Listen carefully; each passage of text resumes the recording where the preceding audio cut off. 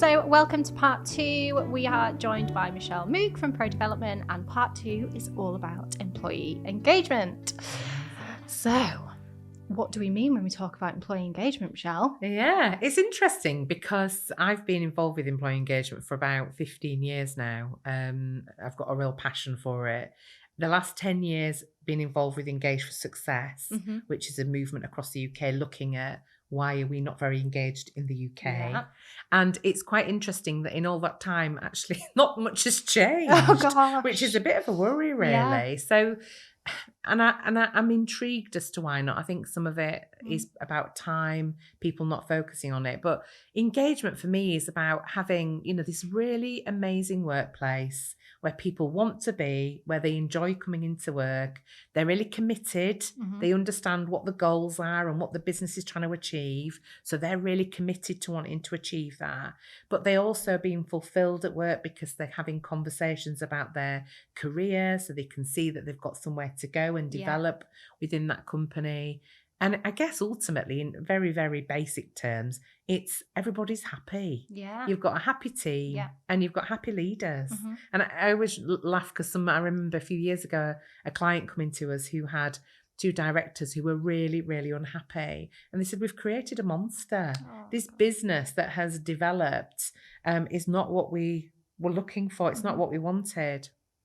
But actually, you fast forward a few years now and they're actually really happy now because they've got a happy team and everybody loves going into work and they all know what they're there to do and they all can see that future vision. So for me, when I talk about employee engagement, I always say it's not rocket science, but it's not easy to get it right because there's a lot of different factors that contribute to it. And I guess trying to find that utopia of what's success for the organisation and what's success for the individuals.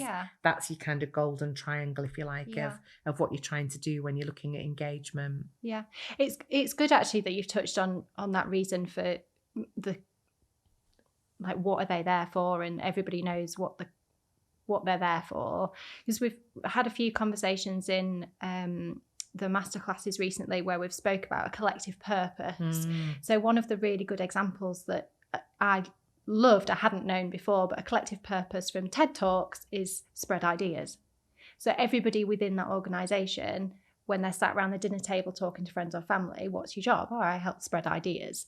It's that kind of mentality, I guess, in a way, and people knowing what their role is. Yeah, and fundamental to engagement. There's so many elements when you look at the factors that contribute to employee engagement.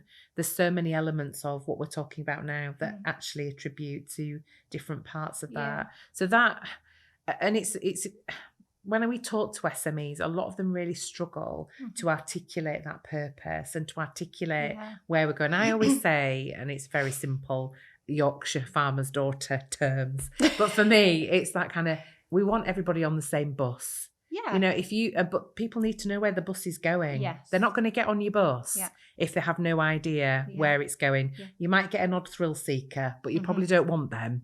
You want the people that are on your bus with real purpose because they know where it's going. But so many SMEs that we go in to see, they have no idea where the bus is going. Or if they do, it's not been articulated to the team. So the team are on there thinking, and COVID was a great example. So many people had to take a detour. That bus had to come off and go a different route.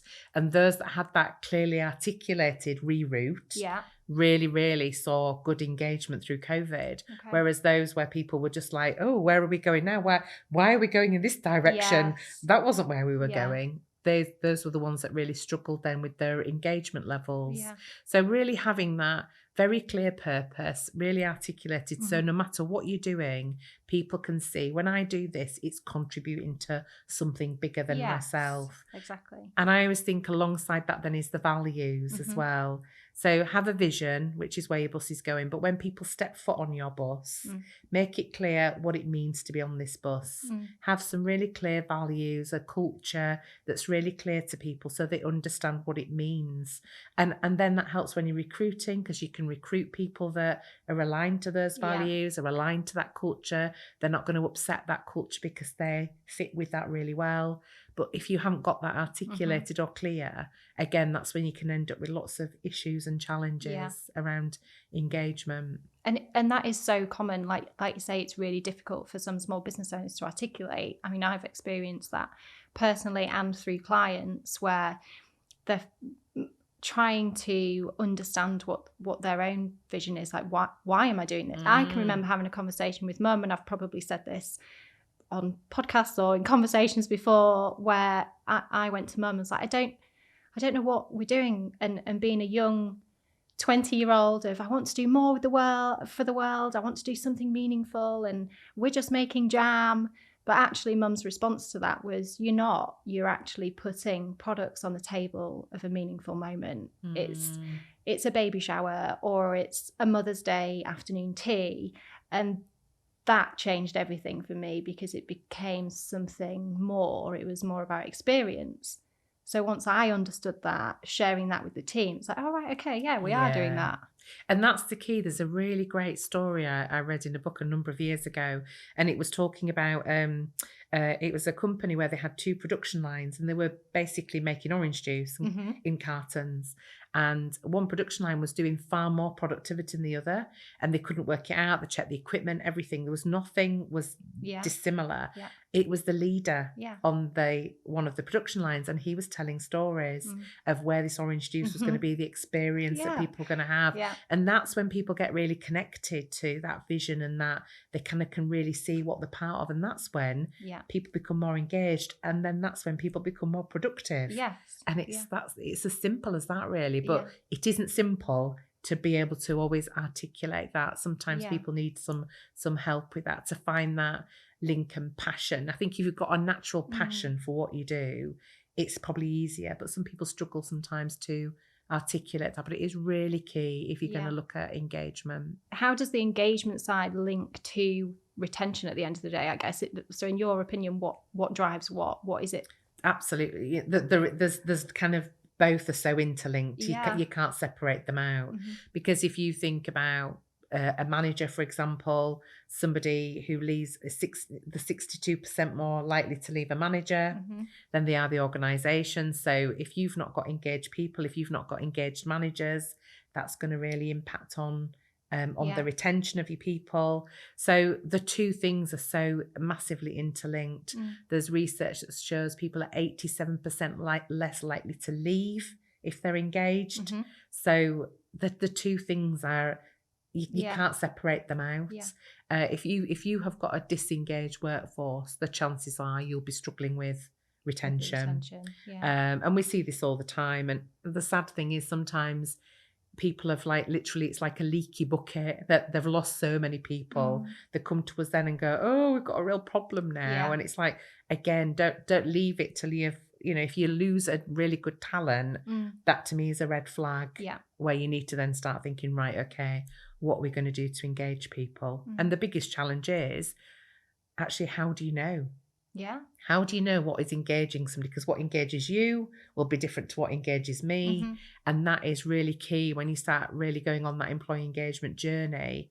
It's about really understanding what is it that is engaging that person. And then when you look at it as a whole, so what are the themes that come out from that? And that's a lot of what we do in Pro Development, is with the help of the business scale-up projects, is that we can actually measure that. We can look at what is engagement in that business, what are people really engaging with, and what maybe is getting in the way. And then actually it is so straightforward then to put a plan together, and it's a plan that's going to make a difference. So rather than sometimes what I see happening in businesses is that it's like they're sticking plasters on things. That was the exact image that came up actually when you said about the leaky bucket. It's almost like putting tape over it all the time. Or trying to find that finger. I'll stick a finger there and there, and of course it springs another leak. So the key really is to really get underneath the nuts and bolts of what is it that's engaging people, and really build on that. And then what is it that's getting in the way, what's preventing it, and then actually put a plan in place to address that. Then whatever you invest in, and this is the key for me with engagement, is if you then invest in the things on that plan, it's going to increase your engagement. which is going to increase your productivity, Yeah. which is going to increase your profit. Yeah. So it's kind of, to me, it's like a bit of a no-brainer. If you, whatever investment you make in an employee engagement program, you will get that back. Yes. And the rest. Yeah. Because if one person stays, and that's frightening statistics, there was 12 to 18 months salary, they're now saying it costs when you lose a really good talent. And for a fraction of the cost of that, you could do a whole program of work that impacts on everybody. Yeah. And actually helps you to retain them. Yeah. I think that's one of the key things as well, isn't it? Looking at those employee engagement programs that people can access through this support. The number of people it can impact, even if you're just putting 2, 3, 4 managers through that, the overall outcome and how many people that impacts is actually much larger. Oh yeah, it's massive. And you know, you will be amazed how many people will come to us and say, oh, we want to do a team building day. I go, all right, okay, that's great. So what is it, what you're trying to do, what you're trying to achieve, what's the outcome you're after? And when you go through all of that, you go, well, do you know what? With all the will in the world, a team building day is not going to fix all those issues. Yeah. And actually, that's just sticking a plaster on it. It might be it's the right thing to do, but often what you're better off doing is focusing on something like an employee engagement program and then really like identifying it. It might be team building comes out off the back of that. Yeah. But actually doing a program like that where everybody has a voice, everybody's got a say, everybody can share their views, everybody can get it off the chest if needs be. It's not always, I always say it's kind of one of those things that you've got to be brave as a business owner. You've got to be prepared to hear the good, the bad and the ugly. Yeah. But we support people through that. And it's so important because ultimately, if you don't know it's happening, you just don't know it. Yeah. And that's, I guess, with the coaching that comes with a lot of the employee engagement programs, that's the really important side of it from the business owner's perspective, because those things can be quite difficult to hear and they can be quite hard to face when suddenly you're hearing, actually, I'd really like this and I'm not getting it. It's stopping that defensive, well, I think I am doing it. And having a coach or a consultant sit down and say, well, what else could you do? Yeah. How else could you see that situation or relive that moment, or what would you do instead? Because we're working with an accountancy firm or a law firm or a firm that grows seaweed in Scarborough. It doesn't matter, but they're experts in that.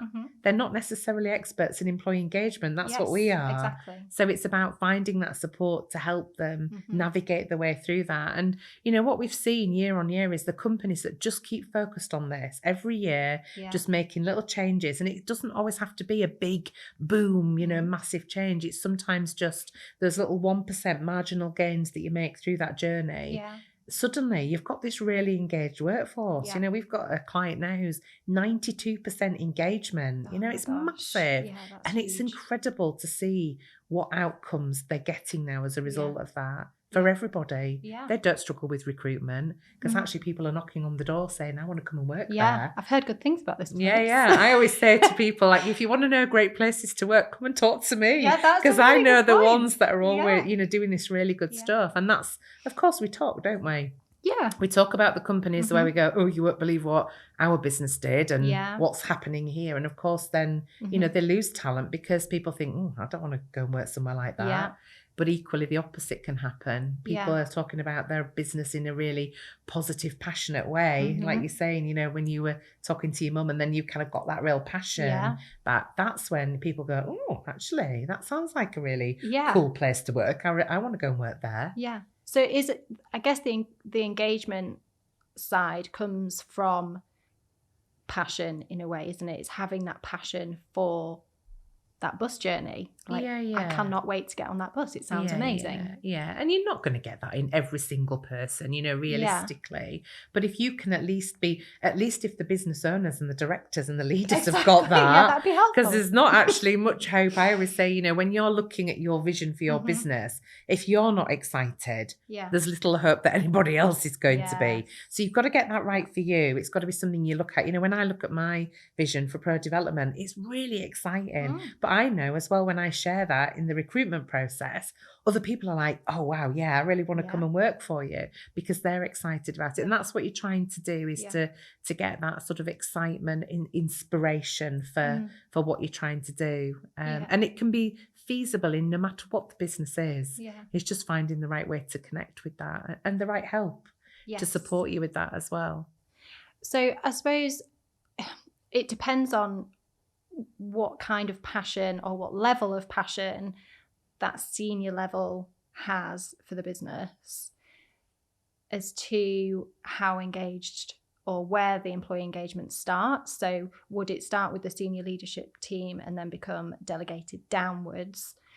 Or if they already have that passion, it's then looking at the execs, for example, and getting them on board with the passion that's already in the business? Or how do you see? I think you can come at it from all angles as well. It's really important it comes from the top. You know, if the senior leaders aren't, you know, as a big part of measuring engagement is we look at the link that people have with their senior leader.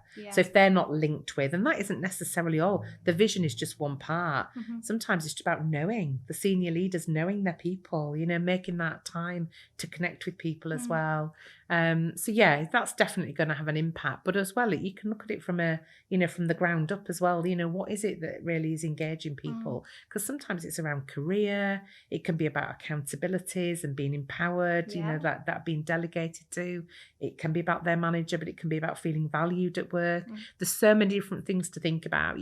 There's so many elements that you can focus on as well. And it's just about prioritizing, and that's what the employee engagement projects help to do, is really prioritize what's going to be the top 3 things that we should focus on, for example. And that's got to be one of the best things about the Business Scale Up Programme and the providers such as Pro Development, is that the support is completely bespoke.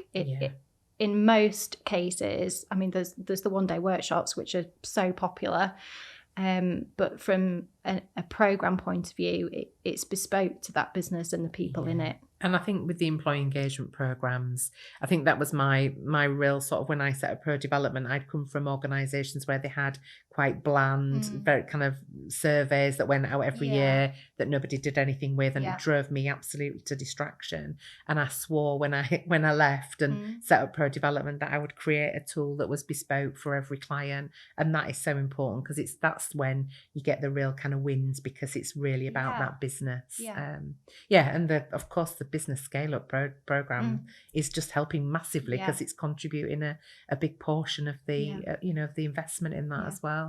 And that in itself has helped so many of the businesses involved in the program to actually put more people through that type of work. So it's stretching those training budgets so much further, which has been really good. And I think sometimes for me, it's that difference between sending a few people on some courses, doing that, but actually doing a program as well at the same time. So those 2 things can run alongside each other. So you can run an employee engagement program that really gets people's buy-in to why it is we're doing these things. Because we see often that people will be sent on things, or will be, and they're a bit like, oh, why am I doing this leadership program? You know, where's that come from? Whereas if you do a survey first, it's that real opportunity to say, you said our managers weren't really equipped to do this. Therefore, that's why we're running a program. So it really helps as well with prioritizing training budget as well, because you can really get that buy-in about, this is what you've said and this is what we're doing as a result of it.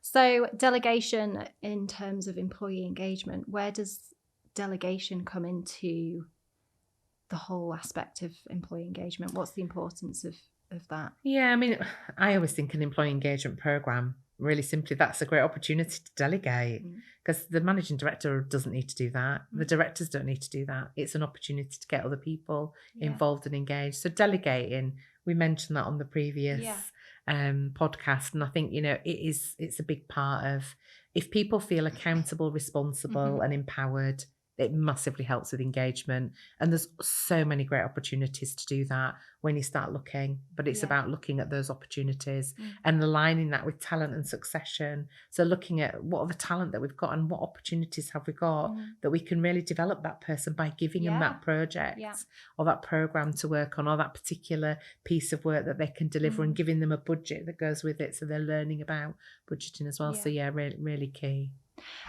And I guess on the other side of that, actually, just thinking about that, it's almost a practice for a business owner new to delegation to delegate and to not be in control of something and to actually hand the control over to the team to say, this is for you, and to let go a little bit. It's almost a safe space for them to try that for the out. manager. It's a safe space for the manager to try out managing. To find out actually they really love it, or actually it's not for them, rather than getting too far down the line. So great opportunity. So there's a lot of talk recently about transparency, authenticity. Seem to have grown in popularity when we're talking about employee engagement, business culture, that kind of thing. So is there a link between transparency and employee engagement? And completely, and again, it threads through on so many different drivers for engagement. Communication is a big element to engagement. So we're getting communication right, being transparent or more transparent about how we're doing, about our figures. Lots of people keep that kind of under wraps. It's like a big secret. You know, the more I'm super transparent with my team, share everything with them, I think it's really important, because I'm showing them I trust them with that information, and I trust them, and then they're aware of what's happening all the time and why we make certain decisions. So definitely from a communication perspective, but also as well from a leadership and a management perspective, the more authentic and transparent people are, the more connected people feel to their leaders as well, and then the more engaged they feel. So there's a huge link between those two things. And lots of managers struggle to let go, to delegate, as we've said, to be vulnerable. So much research showing that actually the more vulnerable and authentic we can be, the more likely people are to kind of want to work for us and value us as a leader and a manager. So definitely a big part of engagement. A lot of our leadership programs now are about how do you become an authentic and inspiring and transparent leader. And one of the things that's come up in a few conversations with some of the business scale up clients has been around like how transparent and that nervousness to share, to how much should I share, like the whole open door policy, how open is my door? But actually what we've found and what we've been discussing is that it is in your control to do that, but also by being transparent, you're taking away those unanswered questions that the team might have of, is my job safe?